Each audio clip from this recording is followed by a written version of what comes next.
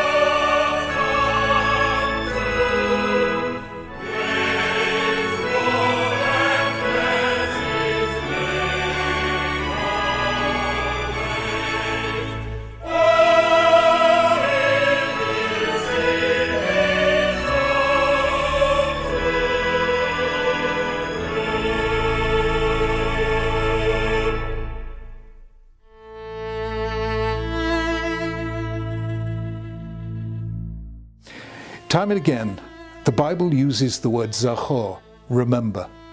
And that's what we do today on International Holocaust Memorial Day. We remember the victims of the Holocaust, as well as other victims of other tragedies human beings have inflicted on one another. Why is it important to remember? Because memory of the evils of the past is the best way of avoiding evils in the future. We can't bring the dead back to life, but we can ensure that they didn't die in vain. Those who forget may repeat. Those who remember know that we have to find another way. One of the greatest privileges of my life has been coming to know Holocaust survivors. Most of them lost their families, and so they became a family to one another. They helped one another live through the trauma, the loss of all they knew and loved. They'd walked, each one of them, through the valley of the shadow of death.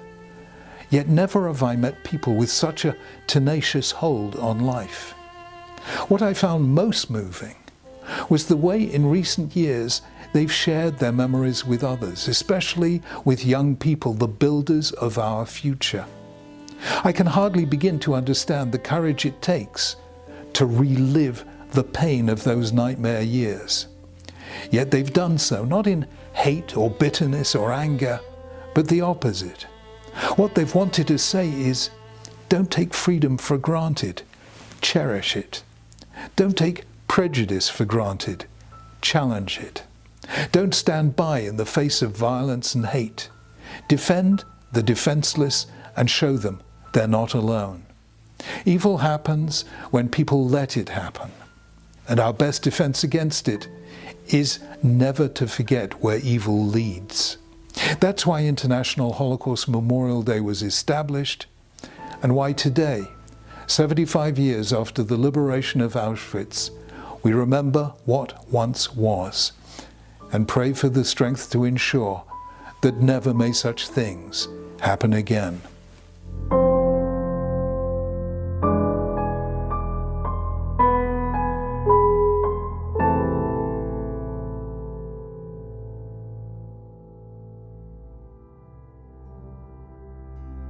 Holocaust Memorial Day Trust spoke to Józef Sadowski, one of the few Roma survivors of Nazi persecution living in the UK. The Roma people are a traditionally nomadic group. They originated from northern India and are now dispersed around the globe, many making their homes across Europe and the Americas. There is great diversity in the Roma community, and the word Roma is often used as a collective term for a variety of groups who describe themselves as Roma, Gypsies, Travellers, Sinti, and other titles. The Nazis targeted Europe's Roma population for complete destruction in a genocide known as the Porajmos, the devouring. More than 200,000 Roma people were murdered or died as a result of starvation or disease. Many more were imprisoned, endured forced labour, or were subjected to forced sterilisation and medical experimentation. Józef Sadowski is Polish Roma and now lives in the UK. Nazywam się Józef Sadowski. Urodzony jestem 10 kwiecień 1944. Przebywałem w tym getcie w obozie, która była dzielnica w Warszawie wydzielona dla Żydów i dla Romów. When Józef was a baby, his father contacted couriers who were illegally smuggling things in and out of the ghetto. Jak mnie te kuriery mieli wykraść z tego getta, to jeszcze ojciec w tym getcie żył i matka. Józef was successfully smuggled out of the ghetto and taken to a Roma community. He lived with them mostly in the forest for the rest of his childhood. He later found out he was the only one in his family to survive. His mother, father, and 3 siblings were all killed by the Nazis. Po wojnie to się dowiedziałem, że tak, ojca wysłali do Stutthofu pod Gdańskiem do obozu, tam zginął. The Nazis believed in an ideal of a pure Aryan race of Germans and targeted anyone they believed threatened this ideology. They were heavily influenced by ideas about racial purity and used this to justify hatred, persecution, and discrimination across Nazi-occupied Europe. Jews, Roma, disabled and black people were targeted for these reasons. Other groups were targeted by the Nazis for other reasons. Roma people were forcibly taken to concentration camps, including the infamous Gypsy camp at Auschwitz-Birkenau. Those who escaped this fate were murdered by soldiers in the woods, who shot them and buried them in mass graves. But the persecution of the Roma people didn't end with the war. Józef and his community still faced persecution. Natomiast takie słowa mi weszli w uszy, że do tej pory to słyszę. The Polish language has only recently adopted the word Roma. Kiedyś to nie nazywali na nas Romowie, tylko mówili Cygani. Roma people in the UK still face discrimination and prejudice, far more than most other communities. That is why it is important to learn about stories like these, learning lessons from the past and remembering the victims. Niektóre państwa to jak słyszą te opowiadania, czy słyszą tą rozmowę, to myślę, że to jakaś bajka, że to nieprawda, a to jednak była prawda. Były takie sytuacje.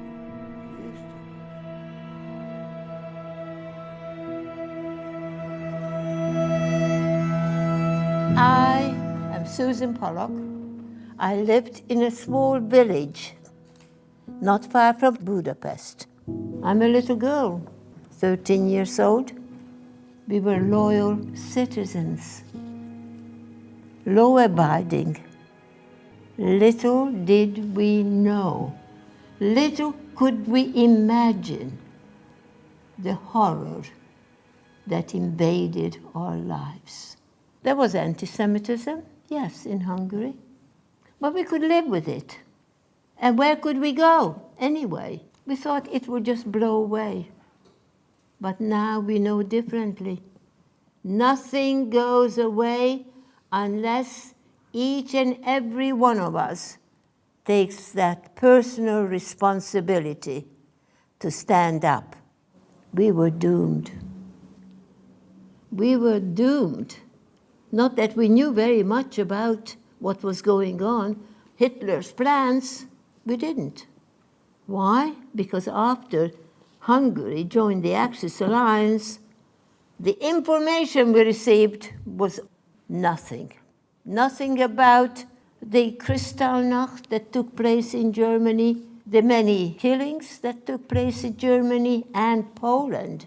We did not know. They called a meeting. There were only about 16 Jewish families living in that village. Well, they were reluctant because they did not trust the authorities. But they went, had to know, had to have some knowledge, some ideas what was awaiting us. We went, and I had seen my father, together with all the other men, being brutally beaten up in front of my eyes as they were herded on to our waiting glory, and I hadn't seen him since. And then the Hungarian gendarmerie came back and said, we're the next ones to be transported. Women and their babies, their children, all pushed in to these wagons. Finally, the train stopped. My hair was shaven off, and we were marched into these barracks. We were sent on a death march. When the guard wasn't looking, we were scraping for food, and if we were caught, you were shot. Who dwell in the shelter of the Lord, who abide in his shadow for life.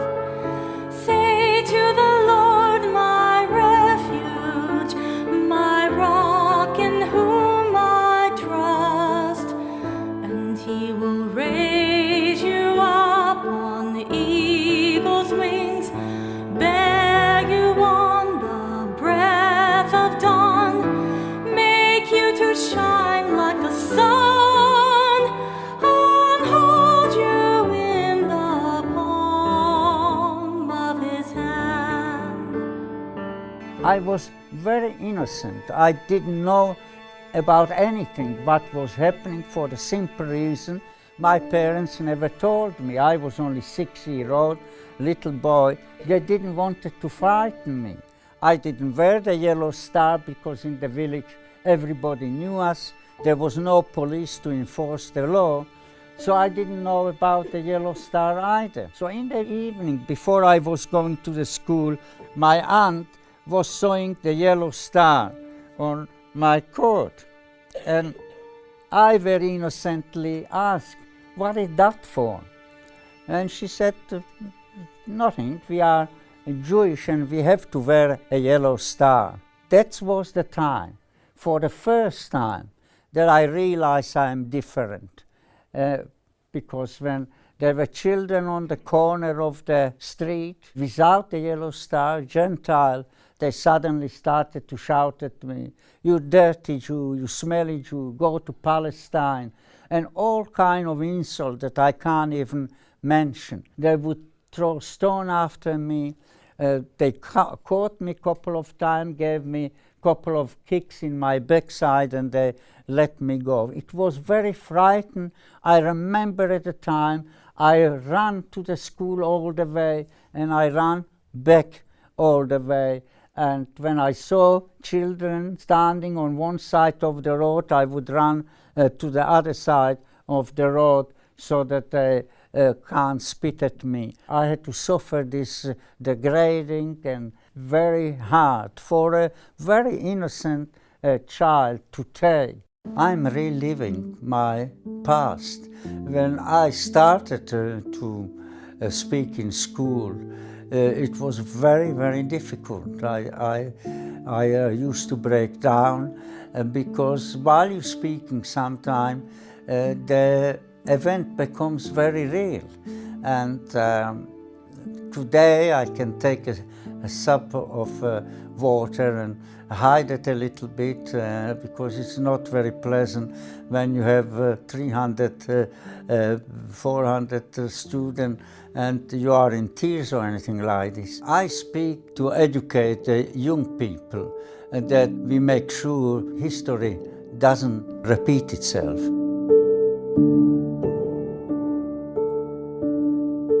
You need not fear the terror of the night, nor the arrow that flies by day. The thousands fall about you, near you it shall not come, and he will raise you up on the eagle's wings, bear you on the breath of dawn, make you to shine like the sun, unhold you in the palm of his hand. What we went through is something that people can't even imagine. No, And no. I feel when I meet you, like I met you years ago, you're Yes. part of the family. Yes. And that's something special Yes. that is among the Holocaust survivors. Yes, We very are- true. Yeah. Very true. There are not many left of us. No, no. There is that trust that exists between the survivors. Oh dear. You can ask yourself, how was it possible? I didn't talk about it for 55 years to No. nobody. No. I lost my wife in 2003 to cancer, and she didn't know anything about me. I never told her. You didn't. And I was 43 years married to her, but I never told her what I went through. She knew I was a Holocaust survivor. But what it meant and what I now... I must admit, I myself didn't speak that much to my children. My husband was a Holocaust survivor. yeah. So I didn't have to discuss anything with him because I suppose, you know, the horror and the tragedy that befell us, having lost family and us, I mean, incredible suffering we went through. You wanted to kind of to bury it. Yeah, forget about it, yeah. Well, forget you can't forget, ever, No. but not to give it too much space. For to his angels he's given a command to guard you in all of your ways. Upon their hands they will bear you up, lest you dash your foot against a stone. And he will raise you up on eagle's wings, bear you on the breath of dawn, make you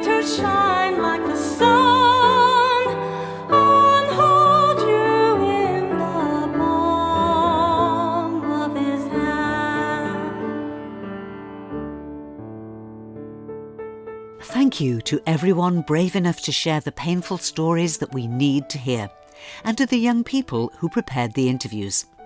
The music, On Eagle's Wings, with words taken from Psalm 91, the Book of Exodus and the Gospel of Matthew, reflects Operation Wings of Eagles, an operation between June 1949 and September 1950 that brought 49,000 Yemenite Jews to the new State of Israel. Gemma Simmonds is a sister of the Congregation of Jesus, a religious order which, until recently, had a presence in Jerusalem, and a visit there in the spring of last year proved to be an unforgettable experience, as Gemma now explains. I went to Israel, went to the Holy Land, and I was living and working at the Tantur Institute, which is an ecumenical institute which seeks to give people a really in-depth experience of the very, very varied people who live within what's known as the Holy Land. So Jews, Muslims, Christians of every imaginable denomination, and coming, as you can imagine, at the whole question of Israel, Palestine, from very, very different perspectives.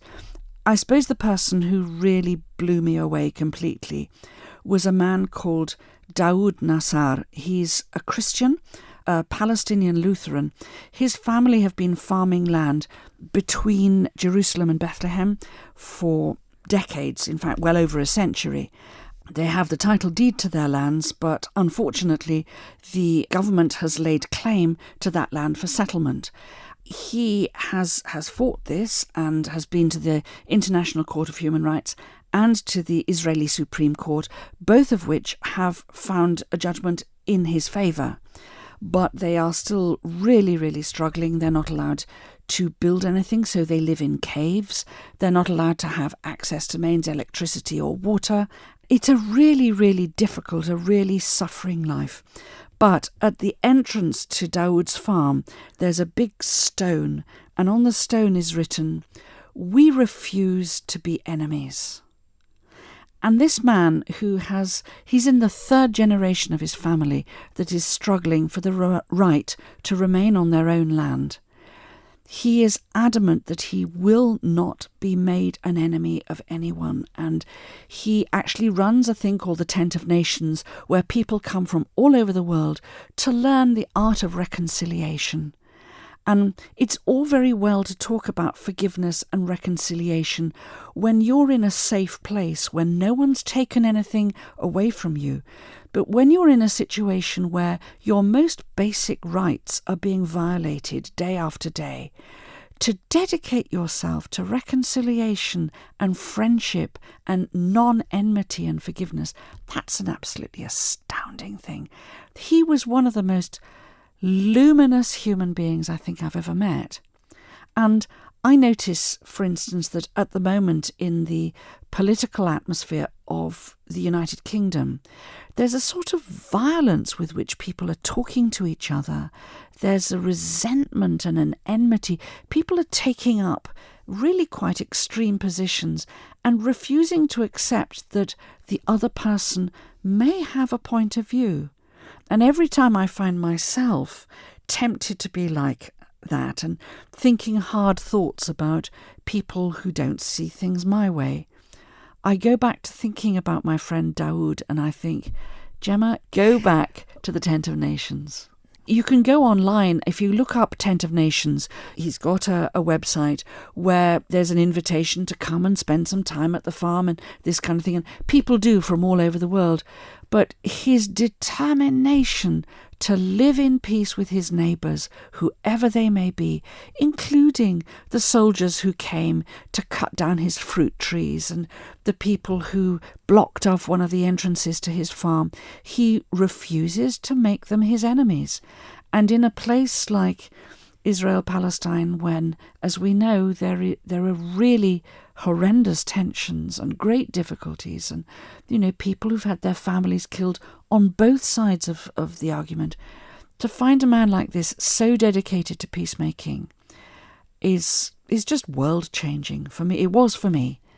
I'll never forget that man. I said to him at the end, Daoud, I'm a nun, I don't have any money, I don't have much influence, what can I do? And he said, tell people our story. Our greatest fear here in Palestine is that nobody knows what we're living through. And I said, well, that I really can do. And I promise you, when I get the chance, I will tell people of your commitment to living in peace. And that's what I've done.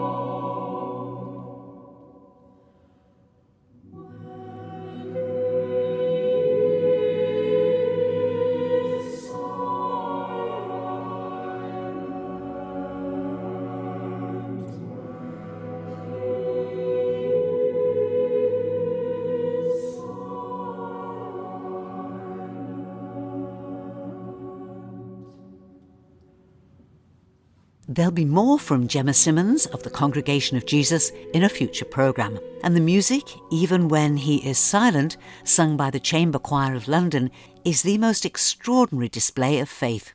It's a musical setting of words written during World War II on the wall of a cellar by a Jew held in the Cologne concentration camp. I believe in the sun even when it is not shining, and I believe in love even when there's no one there. And I believe in God even when He is silent. I believe through any trial there is always a way.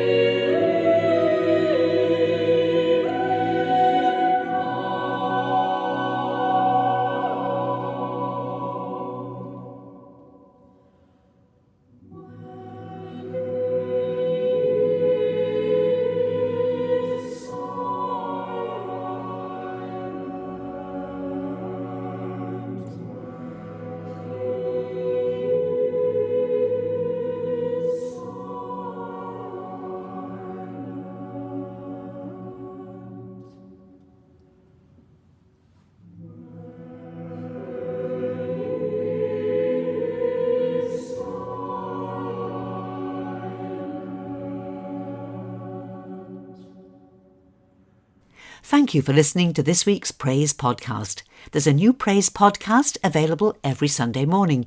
You can subscribe for free at Apple Podcasts, Google Podcasts and Spotify via the Manx Radio smartphone app or at manxradio.com. So, till we meet again, this is Judith saying thank you for your company, and I wish you and those you love every blessing in the days ahead.